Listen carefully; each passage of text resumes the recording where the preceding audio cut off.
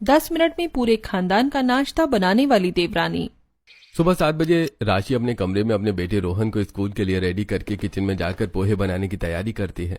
बड़े से भगोने में पोहे धोती है और बड़ी सी कढ़ाई को गैस चूल्हे पर रखकर उसमें मसाले डालकर पोहे बनाती है। तब तक उसके सास ससुर प्रभा, भैरव, नंद, दीपा और देवर अभय हॉल में आ जाते हैं। दीपा अपनी कजिन सिस्टर्स को कॉल करके नाश्ते के लिए बुलाती है। आ जाओ सब लोग, कुछ ही देर में नाश्ता रेडी होने वाला है। अभय भी कॉल करके अपने कजिन ब्रदर्स को बुला लेता है। भाभी ने नाश्ता लगभग बना ही लिया है, आ जाओ जल्दी से। उन दोनों की तरह ही प्रभा और भैरव भी अपने भाइयों और जेठानी और देवरानी को बुला लेते हैं। उनके आने से पहले राशि बड़े से बर्तन में पोहे और प्लेट्स लेकर वहां पहुंच जाती है। उनके आने के कुछ देर बाद खानदान के बाकी लोग चंपा, रमेश, सरिता, बसंत, नीलम, पंकज, रजनी, आरती, संजय और जितेंद्र और रोहन भी हॉल में पहुंच जाते हैं। नीलम, रजनी, आरती और दीपा मिलकर सबको पोहा सर्व करती हैं। सब लोग जैसे ही पोहे को देखते हैं तो राशि बहू, नाश्ते में पोहा तो बहुत अच्छा बनाया है, लेकिन पोहे की जगह कचौड़ी होती तो और मजा आ जाता। अरे भाई, कचौरी के साथ समोसा होता तो और ज्यादा मजा आता। नाश्ते में कचौरी समोसे के साथ जलेबी होती तो क्या बात थी। राशि अपनी सास की बात का जवाब दे पाती उससे पहले उसकी नजर पोहे की प्लेट को घूर रहे अपने बेटे और पति पर पड़ती है। कल नाश्ते में तुम यही सब बनाना बहू। हाँ, एक यही काम तो रह गया है मेरे पास कि मैं नाश्ते में इस खानदान के सब लोगों की फरमाइशें पूरी करती रहूं। आप सबने सोचा भी है कि इतने बड़े खानदान के लिए नाश्ता बनाने में कितना टाइम और मेहनत लगती है। बहू, तुम भी ना कैसी बातें करती हो। इतना बड़ा खानदान है तो नाश्ता बनाने में टाइम तो लगेगा ही। मैं क्या सोच रहा था कि आज तुम नाश्ते में आलू के पराठे बना देती तो मैं ऑफिस ले जाता। मम्मी, आज मेरा मन कटलेट खाने का कह रहा है। जो बना है चुपचाप खाओ और जाओ स्कूल और ऑफिस। मुझे और भी काम होते हैं, मैं सिर्फ नाश्ता बनाने नहीं बैठूंगी। अरे यही बात तुम प्यार से भी तो कह सकती थी, इतना भड़कने की क्या जरूरत थी। क्या कहा तुमने? मैं तो कह रहा था कि पोहे भी आलू के पराठे से कम टेस्टी नहीं है। बोलता हुआ जितेंद्र पोहा खाने लगता है। कुछ ही देर में सब लोग नाश्ता कर लेते हैं। नाश्ता करके जितेंद्र रोहन को लेकर घर से बाहर चला जाता है और राशि, दीपा मिलकर झूठे बर्तन लेकर किचन पहुंच जाती है। सिंक में झूठे बर्तन रखकर दीपा हॉल में जाकर झाड़ू लगाने लगती है। तब तक राशि सिंक में रखकर कढ़ाई साफ करने लगती है। तभी दीपा हॉल में झाड़ू लगाकर किचन पहुंचती है और भाभी, आप अकेले ही इतनी बड़ी कढ़ाई क्यों साफ करने लगी? मैं आ रही थी ना आपकी मदद करवाने के लिए। रहने दीजिए ननन जी, मैं खुद साफ कर लूंगी। राशि की बात को नजरअंदाज करके दीपा कढ़ाई साफ करवाने लगती है। भाभी जी, आपके लिए एक गुड न्यूज है। कैसी गुड न्यूज? जब से इस खानदान की बहू बनकर आई हूँ, मेरे लिए तो यही बात गुड न्यूज होती है कि सबने नाश्ता कर लिया और सबको पसंद भी आया। भाभी, आप भी ना कैसी बातें करने लगती हो। मैं अभी मम्मी पापा की बातें सुनकर आई हूँ। वो आपकी देवरानी लाने की बात कर रहे थे। ये देवर जी के लिए गुड न्यूज होगी, मेरे लिए नहीं। अगर मम्मी पापा मेड लाने की बात करते तो वो मेरे लिए ज्यादा खुशी की बात होती। वो मेरे लिए गुड न्यूज होती क्योंकि कम से कम वो मेरा हाथ तो बटाती काम में। भाभी जी, आपकी देवरानी आएगी तो वो भी तो आपकी हेल्प करवाएगी ना। क्या पता करेगी या नहीं ननन जी, कहीं उसके बदले का काम भी मुझे ही ना करना पड़ जाए। आपस में बातें करते हुए दोनों नंद भौजाई बर्तन साफ करके घर के दूसरे काम करने लगती हैं और प्रभा और भैरव अभय को लेकर लड़की देखने चले जाते हैं। शाम को वो घर वापस आकर घर के बड़े से आंगन में खानदान के और लोगों के साथ बैठ जाते हैं। कुछ ही देर में राशि उनके पास चाय लेके पहुंचती है। बताओ कैसी लड़की थी, 4 लोगों का नाश्ता तक नहीं बना सकी। ऐसी बहू मुझे नहीं चाहिए। मुझे तो ऐसी बहू चाहिए जो पूरे घर की जिम्मेदारी अकेले ही उठा सके। खासकर सुबह सुबह पूरे परिवार को नाश्ता करवाने की जिम्मेदारी। इसे परिवार नहीं, इसे खानदान बोलते हैं और इस खानदान में 20-25 लोग हैं। अब आप ही बताइए कि भला एक अकेली लड़की पूरा खानदान कैसे संभालेगी? राशि बहू, मैंने तो संभाला ही है और तुम भी तो संभाल रही हो। अगर मुझे पता होता कि मुझे ससुराल आकर पूरे परिवार की नहीं बल्कि खानदान की सेवा करनी होगी तो मैं कभी शादी के लिए हाँ नहीं करती। क्या भाभी जी, आप भी? हमारे खानदान में कहाँ ज्यादा लोग हैं, सिर्फ 25-30 लोग ही तो हैं। 25-30 लोग सिर्फ नहीं होते हैं, बहुत होते हैं। एक दिन आप पूरे खानदान के नाश्ते और खाने की जिम्मेदारी उठाओ तो आपको समझ में आए। अरे बहू, तुम भी कहाँ से इस नालायक की बातों में पड़ गई। इसे चाय दो और मार्केट जाकर सुबह के नाश्ते के लिए मैदा ले आओ। मैदा? क्यों? उसी से बनेंगे ना गर्मा गर्म समोसे और कचौड़ी और जलेबी। हाँ? राशि सबको चाय देकर अपने कमरे में जाकर रोहन को होमवर्क करवाने लगती है। कुछ ही देर में जितेंद्र ऑफिस से वापस आकर राशि के बगल में बैठ जाता है। मैं अब और इस खानदान में नहीं रह सकती। क्या हुआ? आज हमारी श्रीमती जी इतनी गर्म क्यों हैं? देखो, मैं अभी मजाक के मूड में बिल्कुल भी नहीं हूँ। इस खानदान के लोगों ने मुझे समझ क्या रखा है, जब देखो तब नाश्ता बनाने का हुक्म देते रहते हैं। बोलती हुई राशि आंगन में हुई सारी बातें जितेंद्र से बताती है। मैं तुमसे बता रही हूँ, मैं अब किसी का हुक्म नहीं सुनने वाली। अरे श्रीमती जी शांत हो जाओ, मैं बाजार जाकर ग्रोसरी ले आता हूँ। बोलकर जितेंद्र कपड़े बदलकर मार्केट चला जाता है। जितेंद्र इसी तरह राशि का गुस्सा शांत करता था। इसी तरह कुछ दिन बीत जाते हैं। फिर एक सुबह जब राशि किचन में गैस पर बड़ा सा तवा चढ़ाए नाश्ते के लिए पराठे बना रही थी, तभी नया सूट पहने और मेकअप किए दीपा और नीलम वहां आती हैं। भाभी जी, अभी तक आपका नाश्ता रेडी नहीं हुआ? हमें अबे भैया के लिए लड़की देखने जाना है, जल्दी करो। राशि कुछ बोल पाती उससे पहले ही हॉल में इकट्ठे हो चुके खानदान के बाकी के लोग। बहुत जल्दी नाश्ता बनाओ, हमें समय से निकलना भी है। हम वहाँ देर से नहीं पहुँचना चाहते।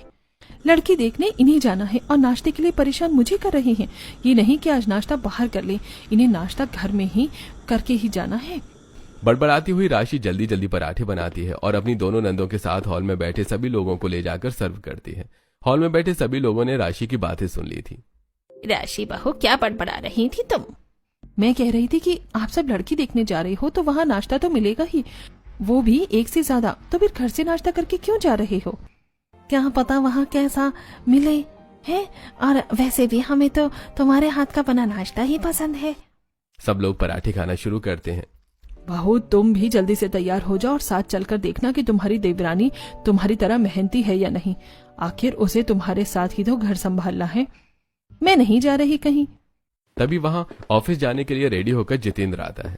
चली जाओ ना, और देखो जो गलती तुमने की है वो तुम्हारे होने वाली देवरानी ना करे। अरे कैसी गलती जितेंद्र? अरे कोई गलती नहीं पापा, मैं तो बस राशि को आप लोगों के साथ जाने के लिए मना कर रहा हूँ। जितेंद्र की बात सुनकर राशि अपने कमरे में जाती है और जल्दी से नई साड़ी पहनकर आती है और अपने सास ससुर देवर नंद और अपने बड़े ताया और ताई सास के साथ सुरभि के घर पहुंच जाती है। सुरभि के मम्मी पापा विमला और हरीश ने उनके स्वागत की तैयारी पहले से कर ली थी। हॉल में रखे टेबल पर रखे दही वड़े, समोसे, कचौड़ी, आलू के पराठे, काजू कतली, नमकीन, रसमलाई देखकर सब खुश हो जाते हैं। उन सभी को सुरभि के मम्मी पापा सम्मान पूर्वक सोफों पर बिठाते हैं। आपकी एक और बेटी है क्या हरीश जी? नहीं भैरव जी, लेकिन आप ऐसा क्यों पूछ रहे हैं? अरे इसलिए क्योंकि इतना सारा नाश्ता अकेली आपकी बेटी सुरभि ने तो बनाया नहीं होगा। आप भी कैसी बातें करते हो? माँ बेटी ने मिलकर बनाया होगा या फिर होटल से मंगवाया होगा। ये सब सुरभि ने अकेले ही बनाया है, वो अभी और भी कुछ बना रही है। विमला आगे कुछ और बोल पाती उससे पहले ही सुरभि किचन से पटियाला सूट पहने रबड़ी लिए वहां पहुंच जाती है। उसे देखने आई किसी का भी ध्यान सुरभि पर नहीं जाता। वो सब तो उसकी कुकिंग से ही इम्प्रेस हो चुके थे, सिवाय राशि के। एक अकेली भला इतना सारा नाश्ता कैसे बना सकती है? मेरी बेटी बहुत होशियार है, वो मुश्किल से मुश्किल काम आसानी से कर लेती है। मुझे कुकिंग बहुत पसंद है, खासकर अलग अलग तरह के स्नैक्स बनाना। हाँ, हमें ऐसी ही छोटी बहू चाहिए थी। हमें आपकी बेटी पसंद है। बस ऐसे ही पसंद कर लिया आप सबने मेरी बेटी को। हाँ, पसंद तो आएगी ही ना इन सबको बहू, क्योंकि इन्हें बहू नहीं शेफ चाहिए जो बड़े खानदान को सुबह सुबह नाश्ता बनाकर खिला सके। दीदी, आपने कुछ कहा? नहीं, मैं तो बस अपने मन की भड़ास निकाल रही थी। भड़ास? कैसी भड़ास? सुरभि सोचती रह जाती है और उसकी शादी अभय से तय हो जाती है और अगले ही महीने वो अभय की दुल्हन और बड़े खानदान की बहू बनकर अभय के घर पहुंच जाती है, जहां उसका सभी के द्वारा जोरों शोरों से स्वागत होता है। और शाम को उसकी मुंह दिखाई की रस्म भी, जिसमें मोहल्ले की औरतों के साथ साथ उसके खानदान की औरतें भी शामिल होती हैं। मुंह दिखाई की रस्म खत्म होने के बाद हॉल में अपनी सास, जेठानी और खानदान की औरतों के साथ खड़ी सुरभि। मैं तो थक गई, बस इतने में थक गई देवरानी जी। अभी तो आपकी पहली रसोई की रस्म बाकी है, जिसमें आपको अपने पूरे खानदान के लिए कुछ स्पेशल बनाना होगा। मैं कुछ समझी नहीं जेठानी जी। वो सब मैं तुम्हें बाद में समझा दूंगी छोटी बहू। अभी तुम हम सबके साथ डिनर करके आराम करो, थकी हुई हो ना। प्रभा बड़ी ही आसानी से बात संभाल लेती है। सुरभि पूरे परिवार के साथ डाइनिंग हॉल में डिनर करके अभय के साथ अपने रूम में जाकर सो जाती है। अगली सुबह उठकर सुरभि नहा धोकर नई साड़ी पहने हॉल में पहुंचती है, जहां पहले से ही उसका पूरा खानदान मौजूद था और उसके सास ससुर भी। देखो बहू, ये है हमारा पूरा खानदान, जिसके लिए आज तुम्हें कुछ स्पेशल बनाना है। सुरभि अपने खानदान के हर एक सदस्य को ध्यान से देखती है और फिर, वाह, इतना बड़ा खानदान! ये हमेशा से मैं चाहती थी कि मैं कुछ अच्छा करूं, कुछ बड़ा करूं। आज मुझे मौका मिला है तो शुरुआत नाश्ते से ही करूंगी। मैं अपनी पहली रसोई में अपने पूरे खानदान को नाश्ता बनाकर खिलाऊंगी। मैं सोच रही थी कि कहीं तुम इतना बड़ा खानदान देखकर घबरा न जाओ, इसलिए कल तुम्हें कुछ नहीं बताया था। मामी जी, मैं घबराने वालों में से नहीं हूँ। सुरभि अपनी बात पूरी कर पाती उससे पहले ही उसकी जेठानी वहां आती है और देवरानी जी, आज तुम्हारा ससुराल में पहला दिन है ना, तो नया नया जोश, नई नई खुशी है। कुछ दिनों बाद देखूंगी तुम्हारा ये जोश और खुशी रहती है या हवा होती है। ये मेरी जेठानी इतनी अजीब बातें क्यों कर रही हैं? कल से देख रही हूँ। खैर, मुझे क्या करना है जेठानी की बातों से। मुझे तो पहली रसोई में पूरे खानदान का दिल जीतना है। सोचती हुई सुरभि किचन में पहुंच जाती है, जहां पहले से ही दीपा मौजूद थी। दीपा सुरभि को रसोई के बारे में सब कुछ बताकर हॉल में आकर सब लोगों के साथ बैठ जाती है। तब तक जितेंद्र और अभय भी वहां आ जाते हैं, बैठ जाते हैं। लगभग 1 घंटा बीत जाने के बाद 1 घंटा हो गया बहू, अब तक कुछ बनाकर नहीं लाई। सुरभि न जाने किचन में क्या करने लगी। कहीं इतने बड़े खानदान के लिए नाश्ता बनाते बनाते बेहोश तो नहीं हो गई मेरी प्यारी देवरानी? बड़ी बहू, तुम ये कैसी बातें कर रही हो? तभी वहां सुरभि बड़े से बर्तन में बालूशाही, श्रीखंड, कचौड़ी और आलू बड़े लेकर आती है और सबको सर्व करती है। सभी लोग जैसे ही बालूशाही खाते हैं तो अरे छोटी बहू, तुमने टाइम जरूर लगाया, लेकिन तुम्हारे बनाए नाश्ते बहुत स्वाद हैं। अरे भैया, ऐसा लगता है जैसे नाश्ते में ही हमारा पेट भर जाएगा और आज हम सब दोपहर का खाना खाएंगे ही नहीं। आप सब मेरी इतनी तारीफ मत करो, कहीं मैं चने के झाड़ पर न चढ़ जाऊं। नहीं छोटी भाभी, वाकई नाश्ता बहुत अच्छा है, बस थोड़ा ज्यादा टाइम लगा बनाने में। आप सब चिंता मत करिए, कल से मैं सिर्फ 10 मिनट में आप सबको नाश्ता बनाकर खिलाया करूंगी। ऐसा कैसे हो सकता है बहू? आप बस देखती जाना मैं कैसे क्या करूंगी।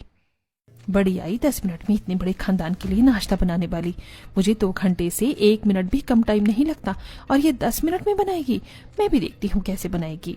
सोचते हुए राशि की हंसी निकल जाती है। वो अपनी हंसी दबाए हुए अपने रूम में चली जाती है। सुरभि ने पहले ही दिन पूरे खानदान को नाश्ता खिलाकर सबको इम्प्रेस कर दिया था, लेकिन फिर भी सबके मन में एक ही सवाल था, आखिर बहू 10 मिनट में पूरे खानदान के लिए नाश्ता कैसे बनाएगी और क्या बनाएगी? सोचते हुए सभी लोगों का दिन गुजरता है। रात होती है और अगली सुबह भी। सुबह सुबह सुरभि का पूरा परिवार और खानदान हॉल में इकट्ठा होता है। कुछ ही देर में नई साड़ी पहने और गीले बाल बांधती हुई सुरभि वहां आती है। अरे, आप सब इकट्ठे भी हो गए? आप सब बस 10 मिनट रुकिए, मैं अभी आपके लिए कुछ बढ़िया सा नाश्ता बना कर लाती हूँ। बोलती हुई सुरभि किचन में चली जाती है और उसके जाने के बाद उसकी जेठानी दीवार पर टंगी घड़ी देखती है जो 8 बजा रही थी। मैं भी तो देखूं मेरी प्यारी देवरानी की बातों में कितना दम है और ये 10 मिनट में क्या बना कर लाती है, उबला पानी या फिर गर्म हवा। राशि सोचती ही रह जाती है और सुरभि किचन में गर्मा गर्म भजिए, इमली की चटनी और सैंडविच बनाकर ले आती है। बहू, ये क्या, हमें बिल्कुल भी उम्मीद नहीं थी कि तुम 10 मिनट में नाश्ते में इतना कुछ बना लोगी। अभी आप सबने मुझे अच्छे से जाना कहा है। आप बस देखते जाओ मैं पूरे खानदान को 10 मिनट में नाश्ते में क्या क्या बनाकर खिलाती हूँ। देवरानी जी, या आपने कैसे कर लिया? बस मेरा जादू जेठानी जी, आप भी चक्कर देखो और बताओ स्वाद है कि नहीं। सुरभि अपनी जेठानी की तरफ इमली की चटनी में डुबाकर पकौड़े बढ़ाती है और जैसी वो चखती है तो तुम्हारे हाथों में स्वाद भी है देवरानी जी, इम्प्रेसिव। एक तरफ जहां राशि अपनी देवरानी के बनाए पकौड़ों की तारीफ कर रही थी तो वहीं दूसरी तरफ आखिर देवरानी ने ऐसे कैसे कर लिया? मुझे तो 2 घंटे लग जाते हैं नाश्ता बनाने में और 10 मिनट तो ये सोचने में ही लग जाते हैं कि मैं क्या बनाऊं। लेकिन मेरी देवरानी ने 10 मिनट में इतना टेस्टी नाश्ता कैसे बना लिया? कुछ तो झोल है। राशि सोच रही थी कि तभी उसकी देवरानी की नजर उस पर पड़ती है। क्या हुआ जेठानी जी, आप क्या सोच रही हो? बस यही सोच रही हूँ कि आपने सिर्फ 10 मिनट में इतना टेस्टी नाश्ता कैसे बना लिया, वो भी पूरे खानदान के लिए। ये मेरी एक ट्रिक है, आप कहो तो मैं आपको भी सिखा दूं। नहीं नहीं, मुझे आपकी ट्रिक सीखने की कोई जरूरत नहीं है, मैं अपने तरीके से नाश्ता बनाकर ही खुश हूँ। राशि रोखा बोलती हुई अपने कमरे में चली जाती है। तभी दीपा सुरभि के पास सैंडविच लेने जाती है। ननन जी, आप एक बात बताओ मुझे। क्या भाभी? जेठानी जी ऐसे ही रूड हमेशा से थी या अभी अभी हो गई हैं? नहीं छोटी भाभी, पहले बड़ी भाभी बहुत स्वीट थी, लेकिन फिर धीरे धीरे न जाने क्या हुआ कि वो इतनी रूड हो गई। तभी राशि स्कूल ड्रेस में रोहन को अपने साथ लिए हॉल में आती है और दोनों की बातें सुनकर मेरे बारे में क्या क्या बातें हो रही हैं? कुछ नहीं भाभी जी, हम दोनों आपकी तारीफ कर रहे हैं। मुझे पता है मेरी कौन सी तारीफ हो रही थी। बोलती हुई राशि वहां से रोहन के साथ चली जाती है और उसे स्कूल बस में बिठाकर वापस आती है। दूसरे दिन भी राशि की देवरानी ने पूरे खानदान को अपने बनाए नाश्ते से खुश कर दिया था। और फिर अगली सुबह जब राशि अपने कमरे में रोहन को नहलाकर स्कूल ड्रेस पहना रही थी तभी मम्मी आज मुझे फ्रेंच फ्राइज और बर्गर खाना है। ठीक है मेरा बच्चा, मैं बना दूंगी। रोहन को स्कूल के लिए तैयार करके राशि किचन में जाती है तो देखती है कि वहां पहले से ही उसकी देवरानी मौजूद है और उसने बेसन का चीला, दही वड़ा और इडली बना ली है। ये क्या? मैं सोच रही थी कि आज तुम्हें नाश्ता बनाते हुए देखूंगी और तुमने इतनी जल्दी बना भी लिया। जल्दी नहीं जेठानी जी, सिर्फ 10 मिनट में। सुरभि अपना बनाया हुआ नाश्ता डाइनिंग हॉल में ले जाती है। उसके जाने के बाद उसकी जेठानी फ्रेंच फ्राइज बनाने की तैयारी करने लगती है। डाइनिंग हॉल में पहले से ही सभी घर वाले मौजूद थे। सुरभि के पहुंचते ही वो सभी खानदान के दूसरे लोगों को भी बुला लेते हैं। वो सभी जैसे ही सुरभि का बनाया नाश्ता चखते हैं तो छोटी बहू, ये तो कमाल हो गया। तुम जब से आई हो तब से हमें सुबह सुबह ही नाश्ता मिल जाता है, नहीं तो बड़ी बहू तो हमें लंच के टाइम पर नाश्ता देती थी। किचन में फ्रेंच फ्राइज तलती हुई राशि अपनी सास की बात सुनती है और गुस्से से भरी डाइनिंग हॉल में पहुंच जाती है। क्या कहा मम्मी जी आपने? मतलब छोटी बहू के आते ही आपने बड़ी बहू की बुराई शुरू कर दी? ये कौन सी बात होती है भला? मैंने भले ही नाश्ता देर से करवाया हो, लेकिन करवाया तो है ना, वो भी पूरे खानदान को। और आपको ये बात पता होनी चाहिए कि 25 से 30 लोगों के लिए नाश्ता बनाने में टाइम लगता है। हाँ, वो बात अलग है कि देवरानी जी सिर्फ 10 मिनट में ही पूरे खानदान के लिए पता नहीं कैसे नाश्ता बना लेती है। बहू, मैं तुम्हारी बुराई नहीं कर रही, बस तुम्हारी देवरानी की तारीफ कर रही हूँ। और किसी की बुराई करने में और तारीफ करने में जमीन आसमान का फर्क है। मैं सब समझती हूँ, छोटी बच्ची नहीं हूँ। बड़बड़ाती हुई राशि किचन में जाकर फ्रेंच फ्राइज और बर्गर बनाकर रोहन के टिफिन में रखती है और उसे स्कूल भेजकर घर के दूसरे काम करने लगती है। उसी दिन शाम को राशि छत पर खड़ी सब्जी लाले का इंतजार कर रही थी। तभी देखती है कि घर के बाहर मोहल्ले की औरतें रूबी, नेहा और अनुपमा को अपनी सास के साथ खड़ी हुई और सुनती है उनकी बातें। तुम्हें पता है कि मेरी छोटी बहू सिर्फ 10 मिनट में पूरे खानदान के लिए नाश्ता बना देती है, और वहीं मेरी बड़ी बहू तो पूरे 2 घंटे लगाती थी। तुम्हारी छोटी बहू अपनी जेठानी से होशियार है।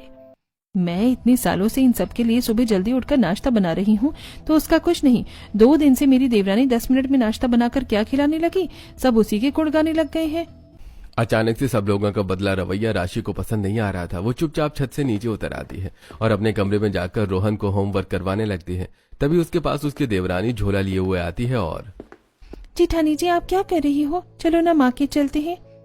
देख नहीं रही हो, मैं रोहन का होमवर्क करवा रही हूँ। और वैसे भी तुम्हें मार्केट क्यों जाना है? बस सुबह के नाश्ते के लिए कुछ मसाले और सब्जियां लेनी है। मैंने यहाँ का मार्केट नहीं देखा, तो प्लीज जेठानी जी चलो ना मेरे साथ। अच्छा ठीक है, मैं चलती हूँ और देखूंगी कि तुम कौन कौन से मसाले लाती हो जिन्हें नाश्ते में डालकर 10 मिनट में पूरे खानदान के लिए टेस्टी नाश्ता बना लेती हो। दोनों देवरानी जेठानी कुछ ही देर में घर के पास वाले मार्केट में पहुंच जाती हैं, जहां एक मसाले की दुकान में राशि अपनी देवरानी को ले जाती है, जहां से वो काली मिर्च, बड़ी इलायची, सौंठ, जीरा और सौंफ लेती है और सब्जी के ठेले पर जाकर मटर, शिमला मिर्च, धनिया, मिर्ची और टमाटर लेती है। चलो जेठानी जी घर चलते हैं, मैंने सब सामान ले लिया। सिर्फ इतने से सामान के लिए आप मार्केट आई थी? हाँ जेठानी जी। तो आप इन मसालों में सिर्फ 10 मिनट में पूरे खानदान का नाश्ता बनाकर खिलाती हो? सिर्फ इन मसालों से ही नहीं जेठानी जी, अपनी एक ट्रिक से। और वो ट्रिक कौन सी है वो मैं आपको घर चलकर बताऊंगी जेठानी जी। नहीं, उसकी कोई जरूरत नहीं है, आप आजमाओ अपनी ट्रिक और पूरे खानदान को खुश रखो। आपस में बातें करती हुई दोनों देवरानी जेठानी कुछ ही देर में घर वापस आ जाती हैं। वो दोनों किचन में जाती हैं। सुरभि सब्जियां और मसाले रखकर अपनी जेठानी के साथ डिनर के लिए सब्जी, रोटी और रायता बनाकर डाइनिंग हॉल में बैठे सभी लोगों को सर्व करती है। सबको डिनर करवाने के बाद और अपनी जेठानी के साथ किचन की सफाई करने के बाद सुरभि अपने रूम में जाकर सो जाती है। लेकिन रात के 12 बजते ही वो किचन में जाती है और धनिया साफ करने लगती है। सुबह का काम रात में कर लो, तभी तो 10 मिनट में पूरे खानदान के लिए नाश्ता बनता है। और मेरी जेठानी से इतनी बात नहीं समझती है। सुरभि जल्दी जल्दी धनिया साफ करके काटती है, फिर प्याज, कटा हुआ प्याज और धनिया फ्रिज में रखकर मसाले भूनकर एक डिब्बे में रखकर वापस अपने कमरे में जाकर सो जाती है। अगले दिन सुबह उसकी जेठानी हमेशा की तरह उठने के बाद सबसे पहले अपने बेटे को स्कूल के लिए तैयार करती है और फिर किचन में आती है और देखती है कि एक बार फिर उसकी देवरानी पूरे खानदान के नाश्ते के लिए पराठे और उपमा बना चुकी है। देवरानी जी, आप इतनी जल्दी ये सब कैसे कर लेती हो? मैं अभी तक नहीं समझ पा रही हूँ। यही तो मैं आपको बताना चाहती हूँ, लेकिन आप हो कि सुनने को तैयार ही नहीं हो जेठानी जी। ठीक है, जाओ और पूरे खानदान को अपना बनाया नाश्ता सर्व करो। सुरभि हॉल में अपना बनाया नाश्ता ले जाती है। उसके जाने के बाद उसकी जेठानी डोसा बनाने लगती है। कुछ ही देर में डाइनिंग हॉल में पूरा खानदान इकट्ठा होता है और सुरभि का बनाया नाश्ता खाता है। उनके खाने के बाद राशि डोसा लेकर हॉल में पहुंचती है। बहू, तुमने नाश्ता लाने में देर कर दी। अब हमारा पेट भर चुका है और अब हम जा रहे हैं। खाकर तो देखो, मैंने आप सबके लिए इतनी मेहनत से नाश्ता बनाया है। राशि के कहने पर वो सभी डोसा खाते हैं, लेकिन पहला कौर मुंह में डालते ही, अरे ये क्या बड़ी बहू, तुम हमें कच्चा डोसा खिला रही हो। भाभी जी, आपने देवरानी से कुछ सीखो। वो 10 मिनट में नाश्ता बना के पूरे खानदान को खिलाती हैं, वो भी टेस्टी टेस्टी। आप इतना टाइम लगा लेती हो, फिर भी कच्चा नाश्ता खिला रही हो। आखिर मेरी देवरानी 10 मिनट में पूरे खानदान का नाश्ता कैसे बना लेती है? मैं उनकी ये ट्रिक पकड़ कर रहूंगी। उस दिन के बाद से राशि अपनी जेठानी पर नजर रखना शुरू कर देती है। सुरभि जो भी करती, जहां भी जाती, राशि उस पर नजर रखती, लेकिन फिर भी कुछ न कुछ ऐसा हो ही जाता जिससे उसका ध्यान सुरभि से हट जाता। एक शाम जब सुरभि हॉल में बैठी शिमला मिर्च काट रही थी और राशि उसके पास बैठी उसे एकटक देख रही थी, तभी उसका बेटा वहां आता है और, मम्मी चलो ना, मेरा होमवर्क करवा दो। बाद में, अभी मैं बहुत जरूरी काम कर रही हूँ। राशि अपने बेटे को तो बहाना बनाकर भगा देती है, लेकिन जब उसका पति आता है तब, राशि चलो आज बाहर डिनर करने चलते हैं, काफी दिन हो गए क्वालिटी टाइम साथ में स्पेंड नहीं किया। राशि उसे मना नहीं कर पाती और उसके साथ रेस्टोरेंट चली जाती है, लेकिन फिर भी वो हार नहीं मानती और अगले दिन शाम को जब सुरभि मार्केट के लिए घर से निकलती है तो राशि भी उसके पीछे पीछे चल देती है, बिना उसकी नजरों में आए। लेकिन रास्ते में उसे दीपा, नीलम और आरती मिलती हैं। भाभी, कहाँ जा रही हो? चलो ना हमारे साथ, आज हम आपको मूवी दिखाने ले चलते हैं। अरे मैं वो। तभी सुरभि उसकी आंखों से ओझल हो जाती है। चलो चलते हैं। न चाहते हुए भी राशि अपनी नंदों के साथ मूवी देखने चली जाती है। दोनों नाकामियों के साथ भी राशि अपनी देवरानी पर नजर रखती है, लेकिन वो उसकी ट्रिक पकड़ने में नाकाम रहती है। फिर एक रात सबके खाना खा लेने के बाद और सबके अपने अपने कमरे में जाने के बाद किचन की साफ सफाई करके राशि हॉल में आकर सोफे पर बैठ जाती है और, मेरी देवरानी दिन में तो कुछ नहीं करती, लगता है वो रात में कोई झोल करके सुबह 10 मिनट में पूरे खानदान के लिए नाश्ता बनाती है। चाहे मुझे पूरी रात जागना पड़े, लेकिन आज मैं उसे पकड़ के रहूंगी। सोचती हुई राशि आंखें खोले बैठी रहती है, लेकिन 12 बजते बजते उसे नींद आ ही जाती है। तभी अपनी आंखें मींचती और जम्हाई लेती हुई उसकी देवरानी हॉल में पहुंचती है और उसे सोफे पर लेटा हुए सोते देखकर, जेठानी जी यहाँ क्यों सो रही हैं? जरूर मायके से कोई आने वाला होगा, उसी का इंतजार कर रही होंगी। बोलती हुई सुरभि किचन की तरफ चली जाती है और कुछ ही देर में किचन से अपना काम करके वापस आती है और अपनी जेठानी को हिलाते डुलाते हुए, जेठानी जी उठो, अपने कमरे में जाकर सो। तभी हड़बड़ाकर राशि उठकर बैठ जाती है और, क्या हुआ? कौन है? मैं हूँ जेठानी जी, जाओ अपने कमरे में सो जाओ। इतना बोलकर सुरभि अपने कमरे की तरफ चली जाती है। मुझे नींद कैसे आ गई? देवरानी जी ने अपना काम भी कर लिया होगा। सोचती हुई जल्दी से राशि किचन में जाती है, लेकिन वहां सब सामान व्यवस्थित और किचन साफ देखकर, आखिर ये करती क्या है और कैसे? अब राशि किचन से निकलकर अपने रूम में जाकर सो जाती है। अगर वो फ्रिज खोलकर देखती तो उसे अपने सवाल का जवाब मिल जाता। इस तरह कुछ दिन और बीत जाते हैं। फिर एक संडे की सुबह राशि अपनी देवरानी से पहले किचन में पहुंच जाती है। कुछ ही देर में जब उसकी देवरानी रसोई में आती है तो देखती है उसे 10 मिनट में पूरे खानदान के लिए इंस्टेंट सूप बनाते हुए, फ्रिज में रखे कटे आलू फ्राई करके फ्रेंच फ्राइज बनाते हुए और फ्रिज में ही रखे कटे धनिया मिर्ची से जल्दी जल्दी ऑमलेट बनाते हुए। अच्छा, तो ऐसी देवरानी जी 10 मिनट में पूरे खानदान के लिए नाश्ता बनाती है। अभी जाकर सबको बताती हूँ। सोचती हुई राशि किचन से डाइनिंग हॉल में पहुंच जाती है। तब तक पूरा खानदान वहां इकट्ठा हो चुका था। आपको पता है हमारी छोटी बहू मोहल्ले में किस नाम से मशहूर हो गई है? अरे किस नाम से? 10 मिनट में पूरे खानदान का नाश्ता बनाने वाली देवरानी के नाम से। राशि के कुछ बोलने से पहले ही सुरभि वहां अपना बनाया नाश्ता लेकर पहुंच जाती है और सबको सर्व करती है। छोटी बहू, तुमने तो हमारी आदत बिगाड़ दी है। जब से तुम आई हो तब से अगर हमें नाश्ते के लिए 10 मिनट भी इंतजार करना पड़ जाए तो ऐसा लगता है जैसे 10 घंटे बीत गए हो। हमारी छोटी बहू इतनी होशियार जो है। होशियार या चालाक? आपने कभी ये जानने की कोशिश की है कि मेरी देवरानी 10 मिनट में पूरे खानदान को नाश्ता कैसे करवाती है?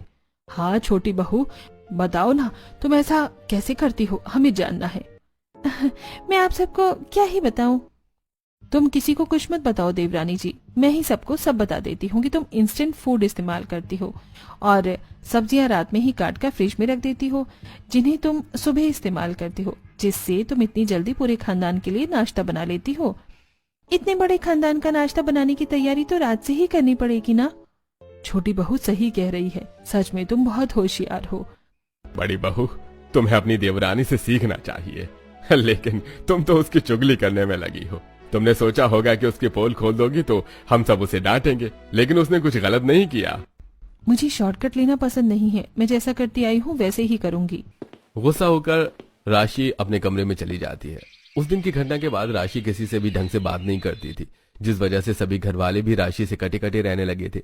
फिर एक सुबह सभी घरवाले नए कपड़े पहने रेडी हॉल में बैठे थे। तभी राशि वहां आती है। उसे देखकर उसकी सास उसके पास जाती है और भाभी जी जल्दी से तैयार हो जाओ, हम सब पिकनिक पर जा रहे हैं। आप लोग जाओ, मुझे तो नाश्ता बनाने में काफी टाइम लगेगा। जेठानी जी ज्यादा टाइम नहीं लगता, मैंने 10 मिनट में ही नाश्ता बना लिया है। आप जल्दी से रेडी हो जाओ बस। मैंने कहा ना मुझे टाइम लगता है। उस दिन से पहले तक सुरभि अपनी जेठानी की बातें सुनती आ रही थी, लेकिन उस दिन उसके सब्र का बांध टूट गया। जेठानी जी आप मुझसे इतनी चिढ़ती क्यों हो? एक तो खुद आप अपने स्वभाव को बदलना नहीं चाहती और मैं बदलाव लेके आई हूँ तो आपको वो पसंद नहीं आया। खुद को बदलो, नहीं तो किचन में ही बंद होकर रह जाओगी, क्योंकि हमारा खानदान बहुत बड़ा है। हाँ खानदान बड़ा है, लेकिन इतने बड़े खानदान के साथ रहने की जरूरत क्या है? तभी जितेंद्र आगे आता है और उसका हाथ पकड़कर उसे कमरे में ले जाता है। ये तुम सबके सामने क्या बोल रही थी राशि? मैं सही बोल रही थी। मैं कितना बोलती हूँ कि तुम सबसे अलग हो जाओ, अलग रूम लेकर रहो, लेकिन मेरी सुनते ही नहीं हो। कम लोग होंगी तो कम काम होगा और मैं सब अच्छे से मैनेज भी कर लूंगी। तभी वहां रोहन और सुरभि आते हैं और उसकी बातें सुनकर जेठानी जी परिवार को तोड़ना किसी प्रॉब्लम का सॉल्यूशन नहीं होता। किसी भी प्रॉब्लम का सॉल्यूशन अगर सिर्फ थोड़ी सी समझदारी से निकल जाता है तो परिवार तोड़ने की जरूरत ही क्या है। अब बिना कुछ बोले राशि नई साड़ी पहनती है और उन सभी के साथ हॉल में बाकी घर वालों के साथ आकर खड़ी हो जाती है। कुछ ही देर में पूरा खानदान पिकनिक के लिए निकलता है। वो सभी 4 कार्स में सवार थे। एक कार में सिर्फ राशि, रोहन और जितेंद्र ही थे। वो कार जितेंद्र ड्राइव कर रहा था। उसके दिमाग में राशि की कई बातें घूम रही थी। तभी वो सभी एक पहाड़ी पर पहुंचते हैं। जितेंद्र तीखे मोड़ में गलती करता है और कार सीधा खाई में जा गिरती है। खुशकिस्मती से उनकी कार एक पेड़ के सहारे लटक जाती है। हमें बचाओ कोई। कार को खाई में गिरता हुआ पीछे आ रहे बाकी के लोग देखते हैं। वो सभी अपनी अपनी कारों से बाहर आते हैं और ह्यूमन चैन बनाकर राशि, रोहन और जितेंद्र को खाई में फंसी कार से बाहर निकालकर खाई से बाहर निकाल लेते हैं। तभी राशि, मैं इतने अच्छे खानदान से अलग होने वाली थी, सिर्फ नाश्ते की वजह से इन सब ने मिलकर हमारी जान बचाई, खुद की जान की परवाह किए बिना। जेठानी जी इसलिए मैं आपको समझा रही थी कि आप सबके साथ रहो। बड़े खानदान के अपने ही फायदे होते हैं। बड़ी से बड़ी परेशानी भी छोटी लगने लगती है। सोच अगर अभी आप अकेली होती तो क्या होता। देवरानी जी मैं इस खानदान के साथ रहने के लिए अब कुछ भी करने को तैयार हूँ। अब वो सभी पिकनिक कैंसिल करके घर वापस लौट कर आते हैं और अगली सुबह दोनों देवरानी जेठानी सिर्फ 10 मिनट में पूरे खानदान के लिए पोहे, कचौड़ी, समोसे और जलेबी बनाकर हॉल में सर्व करती हैं। अरे वाह, पोहे, कचौड़ी, समोसे और जलेबी, इतनी सुबह वो भी गर्मा गर्म। बड़ी बहू तुमने तो कमाल कर दिया। मेरी तारीफ मत करो, मेरी देवरानी की तारीफ करो जिसने मुझे 10 मिनट में पूरे खानदान के लिए नाश्ता बनाना सिखाया है। उस दिन के बाद से 10 मिनट में पूरे खानदान का नाश्ता बनाने वाली देवरानी की तरह जेठानी भी 10 मिनट में नाश्ता बनाने लगी और फिर जेठानी के सारे गिले शिकवे दूर हो गए।